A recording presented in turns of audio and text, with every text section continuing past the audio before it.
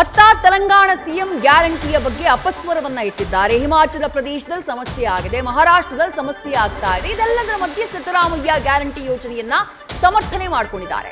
ನಾವು ಗ್ಯಾರಂಟಿಯಿಂದ 90% ಜನರಿಗೆ ಶಕ್ತಿ ತುಂಬಿದೀವಿ ಅಂತ ಹೇಳಿ ವಿಧಾನಸಭೆಯಲ್ಲಿ ಗ್ಯಾರಂಟಿ ವಿರೋಧಕ್ಕೆ ಸಿಎಂ ಕೌಂಟರ್ ಕೊಟ್ಟಿದ್ದಾರೆ. ಖಜಾನೆ ಖಾಲಿಯಾಗಿದೆ ಅನ್ನೋದು ಸತ್ಯಕ್ಕೆ ದೂರದ ಮಾತು ಅಂತ ಹೇಳಿದ್ದಾರೆ. ನಾವು ಇಲ್ಲಿವರೆಗೆ 76,509 ಕೋಟಿ ರೂಪಾಯಿ ಇಟ್ಟಿದ್ದೀವಿ. ಈ ವರ್ಷ ಅಂದ್ರೆ 24-25ಕ್ಕೆ 52,009 ಕೋಟಿ ರೂಪಾಯಿ ಇಟ್ಟು ಫೆಬ್ರವರಿವರೆಗೆ 41,560 ಕೋಟಿ ರೂಪಾಯಿಗಳನ್ನ ಖರ್ಚು ಮಾಡಿದ್ದೇವೆ.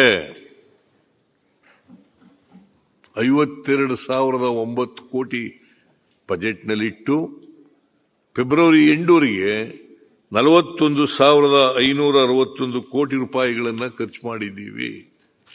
ಸೊ ಅದರಿಂದ ನಾವು ಖಜಾನೆ ಖಾಲಿ ಆಗ್ಬಿಟ್ಟದೆ ಅಂತಕ್ಕಂಥದ್ದು ಸತ್ಯಕ್ಕೆ ದೂರವಾದಂಥ ಮಾತು. ನೋಡಿ, ನಿಮ್ಮ ಸದನದ ಗಮನಕ್ಕೆ ತರಲಿಕ್ಕೆ ಬಯಸ್ತಾ ಇದ್ದೇನೆ. ಗೃಹಲಕ್ಷ್ಮಿ ಯೋಜನೆಗೆ ಮಾನ್ಯ ಅಧ್ಯಕ್ಷರೇ, ನಾವು ಬಜೆಟ್ನಲ್ಲಿ ಪ್ರೊವೈಡ್ ಮಾಡಿದ್ದದ್ದು 28,608 ಕೋಟಿ.